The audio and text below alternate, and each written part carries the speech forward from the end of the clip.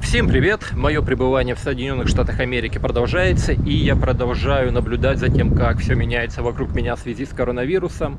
Я нахожусь в городе Орландо, и это супер туристический город. Сюда едут люди со всех штатов, американцы, со всего мира, с Европы, с Азии, кого здесь только нет, потому что здесь огромное количество развлечений, здесь десятки парков аттракционов, сотни отелей, и сейчас вся эта индустрия полностью загнулась. На днях перестали работать все до единого парки аттракционов, закрылись многие отели, в ресторанах, в кафе, в закусочных нет народа, многие учреждения перестали работать, перешли на удаленную форму работы сотрудники.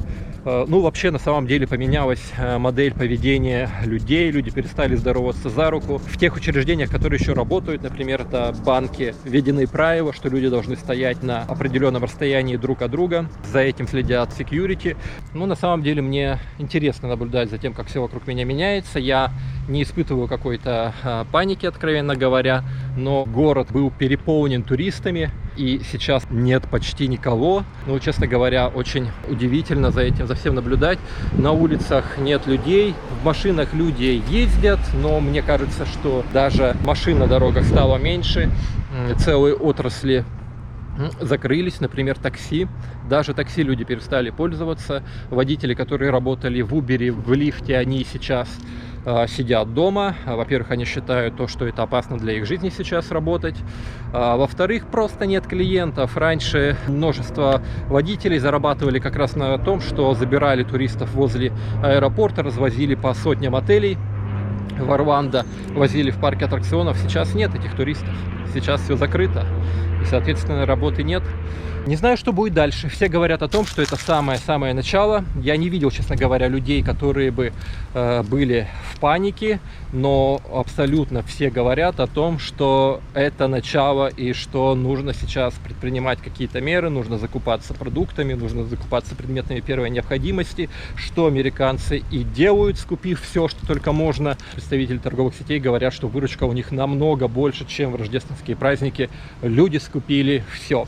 Вместе с тем, те торговые сети, которые продают товары, не связанные с питанием, не связанные с предметом первой необходимости, у них выручка пропала. То есть народ перестал покупать технику, есть дисконт от многих магазинов и от многих производителей. Все равно народ сейчас думает совершенно о другом.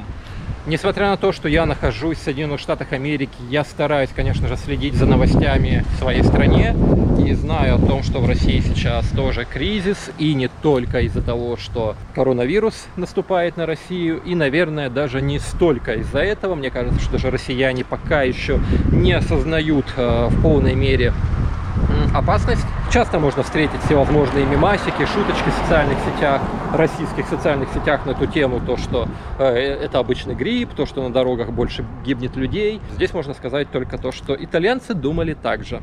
Не тяжело найти информацию сейчас в интернете относительно того, какая ситуация в Италии. Китайские специалисты летают в Италию и пытаются чем-то помочь Европе. Ну и слава богу. Конечно же, в России кризис, наверное, больше связан с падением курса рубля, с падением цены на нефть. Возможно, кто-то испытывает кризис политический.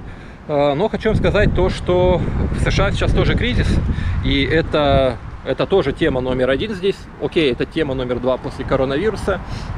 Но это напрямую связано, конечно же, с коронавирусом. Дело в том, что сейчас обрушились все рынки. Курсы акций многих компаний сейчас падают. Все говорят о том, что страну ждет, вероятно, рецессия.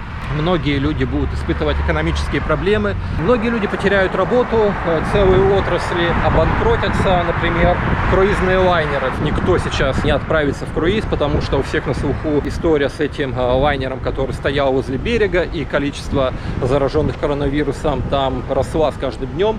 Все друг друга перезаражали, положительно через систему вентиляции. И поэтому, когда люди отправятся в круизы, когда будут наполнены лайнеры и компании начнут работать, никто не знает.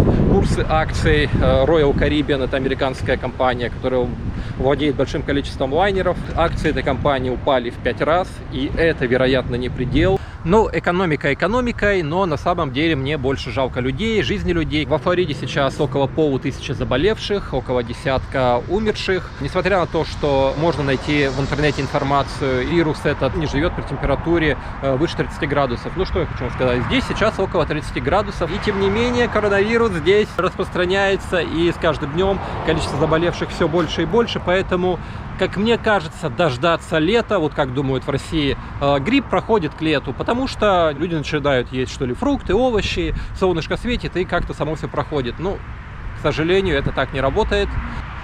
Нужно принимать какие-то меры самому, ну и, конечно же, хотелось бы, чтобы принимало эти меры правительство. Здесь, допустим, в Штатах очень многие говорят о том, что Трамп поздно спохватился, что раньше надо было запрещать въезд в Штаты, что можно вообще полностью было изолировать страну и свести к минимуму заражения. Сейчас уже говорят о том, что здесь будет очень много в Соединенных Штатах заразившихся. Паники вроде бы как у людей нет, но все люди готовятся, все говорят, что это только-только самое начало. Напишите в комментах, вот как ситуация обстоит у вас в городе, в вашем регионе, как вы ее видите. Сейчас известно то, что в каждом регионе России уже есть заболевшие коронавирусом, но тем не менее как-то считается, что пока еще ситуация более или менее нормальная. Вот напишите, как ситуация у вас в городе, и готовитесь вы или не готовитесь как-то к приходу в вашу жизнь коронавируса, приходу на улицы ваших городов коронавируса. Здесь народ готовится. Если вам понравились мои мысли, то поставьте лайк. Если вы с ними не согласны или хотите что-то добавить, то, конечно же, пишите в комментах. Подписывайтесь на канал. Это, ну, будет для меня стимул, что кому-то видео, которые я стал записывать, интересны, я тогда буду записывать и дальше, тем более, что ситуация будет здесь совершенно однозначно меняться кардинально, и видосы, наверное, можно будет записывать чуть ли не каждый день, ну, каждую неделю, это точно. Всем спасибо за внимание, пока!